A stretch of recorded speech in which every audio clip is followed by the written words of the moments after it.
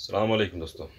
आज फिर हाज़िर हैं आपकी खिदमत में एक नई वीडियो के साथ, जो कि ज़बान के मुताल्लिक़ ही है। हमारी हिंदुस्तानी ज़बान में जो मुख्तलिफ़ अल्फाज बोले जाते हैं उनके ताल्लुक़ से। तो आज का जो लफ्ज़ है हमारा वो है काली खांसी। काली खांसी, तो कभी आपने इस पर गौर किया कि काली खांसी मतलब क्या खांसी का रंग काला होता है, या किसी और रंग की भी कोई खांसी पाई जाती है तो वो दूसरे रंग की होती है और ये वाली काली खांसी होती है। और अमूमन ऐसा ही होता है कि जब हम काली खांसी लफ्ज़ बोलते हैं तो लफ्ज़ काली से हमारा जहन जो है काले रंग की तरफ ही जाता है, यानी कि काले रंग की खांसी। लेकिन असल में ऐसा है नहीं। ये जो असल में इसमें जो लफ्ज़ है काली, ये बना है काल से। काल यानी कि काल के, ये हिंदी ज़बान का एक लफ्ज़ है। इसके माना होते हैं मौत या एक ज़माना। जैसे कि हिंदी फिल्मों में आपने डायलॉग सुना होगा, मैं तेरा काल हूँ, इस तरह से बोलते हैं। और एक ज़माने को भी काल कहते हैं।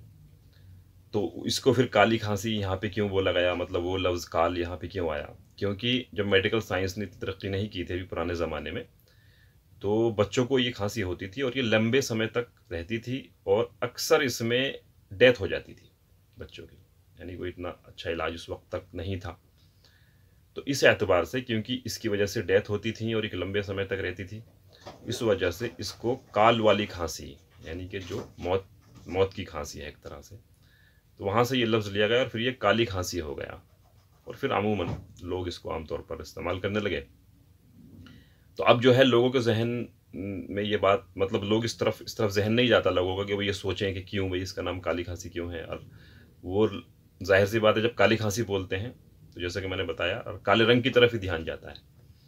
लेकिन वो मामला ऐसा नहीं है, बल्कि इस तरह का है जैसा कि आपके सामने पेश किया गया। और ये जो मालूमात आपके सामने मैंने पेश की है, ये हमारे नाना की किताब है। हमारे नाना मोहतरम डॉक्टर साबिर संभली साहब, उनकी एक किताब है बहार ज़बानदानी।